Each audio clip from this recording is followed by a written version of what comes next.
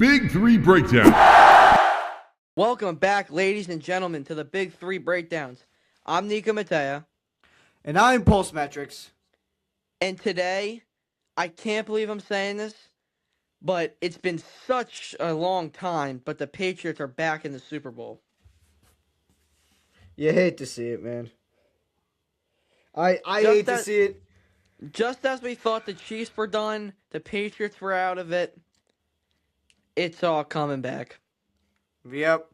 Although I don't think that Drake May is the next Tom Brady by any means, he's still my MVP. And even though he did throw 10 completions out of 21 attempts for only 85 yards, I mean, I get it was snowing, but holy, what a terrible stat line. And this is funny, because if that was Jalen Hurts, he would be scolded for it. But since it's Drake May, a win is a win, apparently. If that was Jalen Hurts, he would have been publicly executed.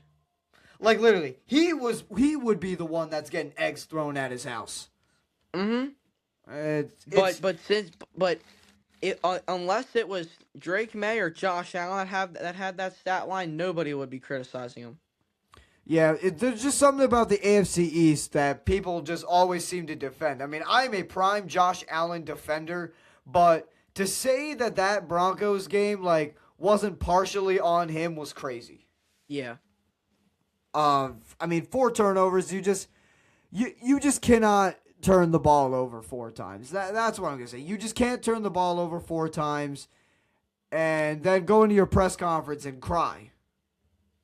Well, I mean, I can understand the crying part because he did take, he basically in his post-game interviews did take, full responsibility on the loss. Yeah. Which I don't think it's all on him. It's definitely not all on him. There's other players to blame, like Deion Dawkins or James Cook. But Yeah. I would probably say a good, 90% of that was Josh Allen. Yeah. I can, and I am the most Josh Allen, I am the biggest Josh Allen defender. I will defend Josh Allen no matter what. Mm-hmm. But when you have 4 turnovers, you just can't be defended. Yeah. But Going to that AFC Championship game, that game was it was just an eyesore. yeah, I just cannot, that's what we got for a conference championship game. Well, I think the Seahawks Rams were kind of made up for that. That game, it kept me on my toes for 4 quarters. That game was a movie. Yeah, I mean, was Puka in bounds at the end of the game? Yes. Yes, he was. I can say with confidence. Yeah, if Puka got out of bounds, the Rams probably wouldn't have scored. But with how that offense was rolling, it wouldn't have surprised me if the Rams scored on that final drive. But it's like, Sean McVay, what are you doing going for it? At that time. It's 4th and 5. I mean, and you still had a solid 5 minutes to get a defensive stop. What are you doing going for it? You should have just kicked the field goal, be only down by 1, and then hopefully get a defensive stop, and you would have had plenty of time to drive down the field. Yeah, I can see where you're coming from, but I can also see why Sean McVay did go for it. I mean, with that much time left in the 4th quarter, you're in a win now situation. You're not just to be down by 1. You want to be up. But he could have done that by just doing regularly. I mean, in that drive, that Seattle, I mean, because you went for it, you gave Seattle full control of that game. And you were going to get a stop anyway. Yeah, so, I can completely understand where you're coming from. But with how Seattle's passing offense was that whole night, they would have scored. I don't know. I feel like the Rams could have had at least one more key stop in them going into that final drive, but I don't know. Let us know down in the comments what you guys think, because me personally, I think Sean McDermott lost them. I was not Sean McDermott. I think Sean McVay lost them that game. Just my Yeah, personal opinion. but heading I on mean, to this, what? I don't know, like, I don't know who else to blame it on. You can't blame it on Stafford because he did an incredible job. He probably had the game of his life, the game of his career. Hmm. Yeah, you can't blame it on Puka. Brother was making catches all night. I think he had over 160 yards. Yeah, I mean, like him and JSN were going back and forth, and that one-handed snag that JSN had is one of the catches of the year. That might Like be the catch of the year. can we start? Can we consider JSN as maybe a top four, top three receiver? No, Maybe no, top it's four. who's we? Because I think everybody except for you had him in their top four. I would have him. I think I would. There are solid five receivers I would take over JSN. I can I mean, take I would take three. Jettis. I would take Jettis. I would take Jamar. I would take Puka. I would take And CeeDee Lamb, and I would take Malik Neighbors. I wouldn't take CeeDee Lamb over JSN or Neighbors. And when Neighbors can, Well, and I'll take Neighbors over any receiver when he can be proven to stay healthy. I mean, I get the concerns for Neighbors, but I mean, when he's healthy, he's always open. Oh, and I forgot about Amon-Ra too, Mr. Amon-Ra St. Brown, Amon-Ra's a tricky one. because it just depends on, like, what do you value more? Like, do you really value slot receivers all that much? I Because I do. certainly do. Yeah, I do too. I'd have him. I'd either have JSN or 4 or 5, and Amon-Ra would be either 4 or 5 wherever I put JSN. Yeah. Um, in general, I still think Jettis is the best receiver in football. That hands down, because I mean, anyone in his situation would have failed greatly. Hmm. But what I want to talk about with this AFC Championship, one more take I have, the AFC Championship, like, it was, I know it was an eyesore, but if you're like me, if you're, value all aspects of the game, you value, like, defensive battles. Yeah, this game was like the definition of a pure defensive battle. Not high scoring, but a Exactly. lot of like critical defensive stops. Exactly. I mean, Christian Gonzalez Gonzo, interception at the end of a game. Um, cinema. yeah, it's an absolute cinema. It's either that was a great pick or it It was was a just an bad throw. underthrow by Stiddy. Well, yeah, Which it was that. And I mean, how many years was it since City threw a pass in the NFL? 2023, 3 years. And his first game back was an AFC Championship. And it was so funny because I hear people say, like, oh man, maybe Stiddy won't be that bad. I mean, he's been in Sean McVay's system for a while. Like, no, like, the dude sucks. Like, the dude's no Nick Foles. Like, he is a terrible backup quarterback. There will never And be he a clearly backup showed it. quarterback like Nick Foles. Exactly. Like, Jarrett Stidham, he got off to a hot start, threw an absolute dime, and then a touchdown to Cortland Sutton. But other than that, could not get anything going. And that's just the reality. And I really feel bad for the Broncos because I genuinely, wholeheartedly am going to say this. If they had Bo Nix, the Broncos win the game. They would have won by over 20. Yes, I can say that because only beating a backup quarterback by 3 points is kind of crazy. I'll say this.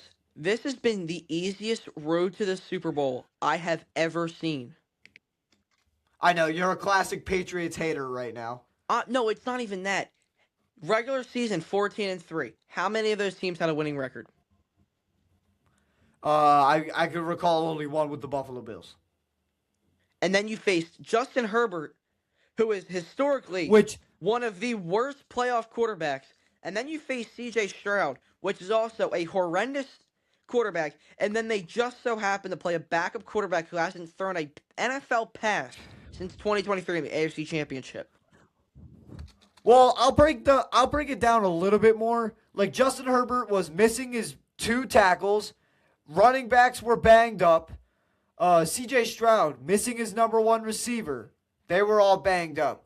But I mean, I think that was a legitimate win for the Patriots versus the Texans because C.J. Stroud, Nico Collins, no Nico Collins, he played awful.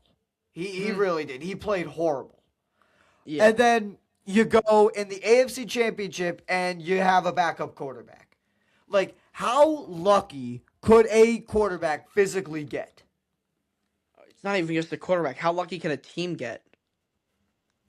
Yes, I mean, and it's funny to me. I read an interesting stat. Did you know that out of Josh Allen, Lamar Jackson, all of that whole talented 2018 quarterback draft class, Sam Darnold is the first to make a Super Bowl? Yeah, I mean, you got Sam Darnold, Baker Mayfield, Lamar Jackson, Josh Allen, and Josh Rosen. Josh Rosen, you know, the guy that claimed that he was the best in that draft class, the best one there. And he's the only miss in the first round out of the quarterbacks. Yes. And yeah, I mean, that guy, I mean, honestly, after that, I wanted that guy to fail because holy, that guy was getting on my nerves. Yeah. But I think Sam Darnold. Yeah, like, I don't understand how Sam Darnold was the first quarterback out of all of them. But on the note of just talking about the Super Bowl, what's your score prediction and your winner? My score prediction. All right. Real quick, I gotta say one thing about Sam Darnold. Like, I'm sorry, Sam Darnold. Like, I'm sorry for everything I've ever said about you. I didn't think after this whole season, even after you made the NFC Championship, I didn't think you were a top 20 quarterback. I had you at like the 22 to 19 range. But I mean, I'm a clown, and I was not aware. I mean, you came up clutch when Seattle needed you the most. I mean, you came up clutch, and you've earned my respect. I will say that. I've been waiting to the Super Bowl since last season. All right, last season you couldn't have blamed me. Like I didn't think. Who knows if he was going to carry that talent over to Seattle? Plus, he did have Justin Jefferson, Jordan Addison. I don't care. Yes, last season, you weapons. told me that he was a bottom 5 quarterback. Well, now he is at least top 15. At least. I'm not going to say it yet. Win the Super Bowl first. Which I do think they're going to do. I think I'm going to take Seattle to win this game 27-24. But Sam Darnold will make a couple costly mistakes that will give the Seattle Seahawks a scare. Wow. So we have but completely different. We have completely different thoughts about this. Listen, if it's a blowout, it's a blowout. If I'm wrong, I'm wrong. So I also have Seattle think? winning. I have Seattle winning 38-17. I don't have this Patriots team. Underestimating. I'm not. These Patriots are frauds. I've been saying this. The Patriots are frauds, and their record is hollow. You know what? Drake May's path reminds me a lot of the path that Jalen Hurts took. You know, first year, the first time they get to start, you know, they show flashes, but nothing that will really make you feel like, hey, this guy's going to be the franchise quarterback. Second year as a full-time starter, they are MVP candidates, and they're going to go to the Super Bowl. And since also they have one performance during the season that like puts them on the map. For Jalen Hurts' 2022 season, it was the Vikings game. For Drake May, it was that Bills game. Mm-hmm. But this is what I'll say. First one. Just going back to like when I was saying that like the record was hollow. Their schedule, you just look at it. It is just as equivalent as a Candyland board. Yeah, I think you or I could go out and beat that schedule. They have to face the Jets, who who have one of the most impressive stats I think I've ever seen, having a season with 0 interceptions. Like, no, not, this is not, this is not fake news. This is not like a random rage bait thing. It's just the New York Jets. Don't have, they legitimately don't have a single interception. Well, The entire year. Have any else of would you it be? ever seen that before? who else would it be? It's the New York Jets. I don't know. I was gonna say the Browns, but I realized, oh wait, the Browns have an elite defense. They keep getting all these great draft picks, and they just get worse. Usually, like when you get like Jets, top I talent don't. in the draft, you get better. They're getting worse with just drafting younger talent. Yeah, like I don't blame Dante Moore one bit for staying in college. I'm just mad because I bought a whole bunch of his cards that I was going to sell at the draft, thinking he was going to get drafted, and then 2 hours later he undeclares. I wasn't gonna bring it up, but I'm gonna say it now. I know Garrett Wilson was injured, but did you know that the top receiver for the Jets, Garrett Wilson, had only 395 yards? Well, he missed a lot of time. Yes. Oh, wait. And I've said this. He missed a lot of time. And Justin Fields, I didn't want to bring this up either. But Justin Fields, over-under for the Patriots game, I remember one time, his over-under when the Jets were facing the Patriots was 139 or 130 passing yards. In general, the Jets have had an impressively terrible season. Yeah. But I think that's it. Yeah, I think it's it too. So everybody pray for the Seahawks. Please do. Yeah, we don't want the Patriots to win. Because yes, if you want the Patriots to win, you're either a Patriots fan or you just hate the game of football. Yeah. That's the long and short of it. So, with nothing else to say, we are going to sign off. I'm Postmetrics. I'm Nico Mateo.